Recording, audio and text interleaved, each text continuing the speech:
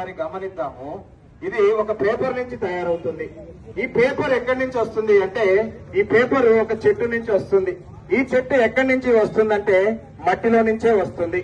అంటే మనం కష్టపడి సంపాదించే డబ్బు మట్టి, మనము ఎంతో కష్టపడి పరిగెత్తి పాకులాడి సంపాదించుకునే బంగారం కూడా మట్టిలో నుంచే వస్తుంది. వెండి మట్టిలో నుంచే వస్తుంది. ఇత్తడి మట్టిలో నుంచే వస్తుంది. మనం ఎంతో కష్టపడి మన పొట్టని నింపుకుంటాం ఆహారంతో. ఈ ఆహారం కూడా మట్టిలో నుంచే వస్తుంది. మనం తిన్న తర్వాత కూడా వెళ్లేది మట్టిలోకే వెళ్లిపోతుంది. అంటే మన్నైనది వెనకటికి మరలా భూమికి చేరును అనే విషయాన్ని మనం గమనించుకుందాం. మానవుడు కూడా మరణించిన తర్వాత మట్టిలోకి వెళ్లిపోతున్నాడు. ఆత్మ దేవుని యొద్దకు వెళుతుంది. అయితే సమస్తమును కూడా మట్టిలోనే ఉన్నాయి. ఈ మట్టి నుంచి వచ్చిన మట్టికే వెళ్లిపోతుంది. ఒక దినము ఈ భూమి వికటమైన వేళ్లతో లయమైపోయే పరిస్థితులు వస్తున్నాయి. ఇవన్నీ కూడా ప్రకృతి అనేది లేకుండా పోతుంది. దేవుడు ఒక్కడే నిలుస్తాడు. దేవుడిచ్చిన ఆత్మ నిలుస్తుంది. ఈ ఆత్మ ఎక్కడికి వెళుతుంది అంటే పాపము వల్ల వచ్చే జీతం మరణమని తెలియజేస్తుంది. చూసి చేసినా చూడక చేసినా తప్పు చేశాము, పాపము చేశాము. పాపము మనల్ని పట్టి పీడిస్తుంది. మాటలలో, చూపుల్లో, తలంపుల్లో, క్రియల్లో ఎటు చూసినా మన శరీరము మనము పాపము చేసే ఉన్నాం. ఈ పాపాన్ని నుంచి విడిపించగల నాదుడు ఎవరైనా ఉన్నారా అంటే మానవులు పాపాన్ని తప్పించుకోవడం రకరకాల ప్రయత్నాలు చేస్తారు. మంచిగా అన్ని రకాల ప్రయత్నాలు చేస్తారు. ఒక పక్క చెడు చేస్తూ ఇంకో పక్క మంచి చేయాలని ఆశిస్తూ ఉంటాడు. కానీ చెడుని ఎవరు పాపము నుంచి విడిపించగలరు? నీ పుణ్యము నీ పాపాన్ని విడిపించలేదు. నువ్వు చేసే అన్నదానాలు కూడా పాపాన్ని విడిపించలేవు. నువ్వు చేసే మంచి కార్యాలు కూడా నీ పాపాన్ని నుంచి విడిపించలేవు. కానీ పాపము తీసివేయాలంటే పవిత్రమైన రక్తము కావాలి, శ్రేష్టమైన రక్తము కావాలి, అమూల్యమైన రక్తము కావాలి, మంచి రక్తము కావాలి. ఈ రక్తము కోళ్లు, మేకలు, గొడ్లు, గొర్రెలు ఎక్కడా లేదు. కానీ మానవుడు చేసిన తప్పుకి మానవుడే మరణించాలి. ఒక పాపి ఇంకొక పాపిని రక్షించలేడు. కాబట్టి పాపిని విడిపించాలంటే పాపము లేనివాడు కావాలి. ఆ పాపము లేనివాడు ఎవరైనా ఈ లోకంలో ఉన్నారంటే అది కేవలం యేసు క్రీస్తు ప్రభువారు మాత్రమే.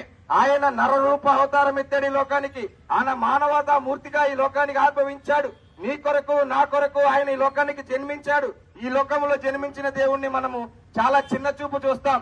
ఎందుకంటే నిన్ను ప్రేమించే దేవుడు, నిన్ను ఇష్టపడే దేవుడు, నీ కొరకై ప్రాణం పెట్టిన దేవుడు, నీ కొరకు రక్తం చిందించిన దేవుడు ఎవరైనా ఉన్నారంటే దేవుడే. ఎందుకంటే తన పోలికలో, తన రూపములో తాను నిన్ను నన్ను అందరినీ కూడా సృష్టించుకున్న దేవుడు ఈ రోజు తెలియజేస్తున్న మాట ఏంటంటే, మీరు నా బిడ్డలు, నా కుమారులు, మీరు నరక పాత్రలు అవడం ఆయనకి ఇష్టం లేదు. కాబట్టి ఆయన అంటున్నాడు, నా కుమారుడా ఈ దినమైన ఒక్కసారి నీ పాపాన్ని ఒప్పుకో, నేను పాపిని నన్ను క్షమించని యేసయ్యని అడిగి చూడు, నీకును నీ ఇంటికి నెమ్మది. సమాధానం లేక చాలా ప్రయత్నాలు చేస్తాం. కొంతమంది ఉదయం నుంచి సాయంత్రం వరకు కష్టపడి ఏదో కొద్దిగా తీసుకుని పుచ్చుకొని పడుకుందాం అనుకుంటాం. 1 గంట 2 గంటలే ఆ నిద్ర, తర్వాత మళ్ళీ మామూలే. ఏం చేసినా కూడా నీకు మనశ్శాంతి దొరకదే. ఎన్ని పుణ్యకారాలు చేసినా మనశ్శాంతి దొరకదే.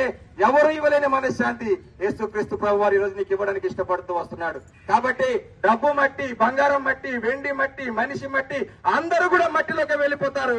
ఒక్క ఆత్మ మాత్రం దేవుడి దగ్గరికి వెళ్తుంది.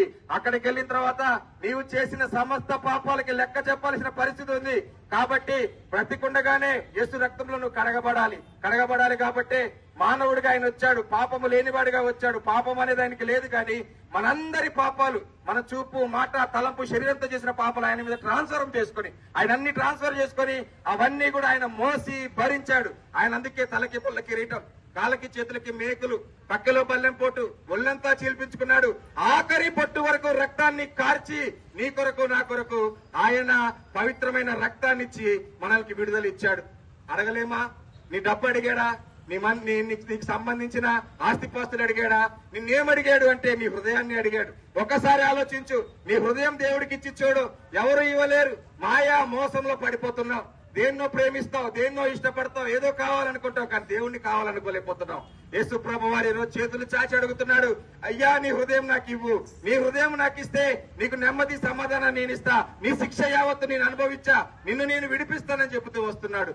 కాబట్టి మన్నైనది వెనకడికి మరలా భూమికి చేరుతుంది, ఆత్మ దేవుని యొద్దకు చేరుతుంది. కాబట్టి ఈ ఆత్మ గురించి ఆలోచించు. ఎందుకంటే ఆలోచించన్నా, ఒకసారి ఆలోచించు. ఒక మాంసం ముక్కను తీసుకో, ఈ రోడ్డు మీద 1 గంట, 2 గంటలు, 24 గంటలు అది కుళ్ళిపోతుంది. కుళ్ళిపోయే శరీరం గురించి ఆలోచిస్తున్నావు, కానీ బ్రతికుండే ఆత్మ గురించి నువ్వు ఆలోచించట్లేదు. ఈ రోజు దేవుడు విత్తనం మీ హృదయాల్లో నాటుతున్నాం. మీకు ఇష్టమైతే యేసయ్యా నేను పాపిని నన్ను క్షమించని అడిగి చూడు. నీవును నీ ఇంటి వారు నెమ్మది సమాధానంతో ఉంటారు. నీకు నేడే రక్షణ దినం నీ హృదయంలో నివసించడానికి దేవుడు ఇష్టపడుతున్నాడు. ఈ కొద్ది మాటలు దేవుడు దీవించును గాక. ఆమేన్.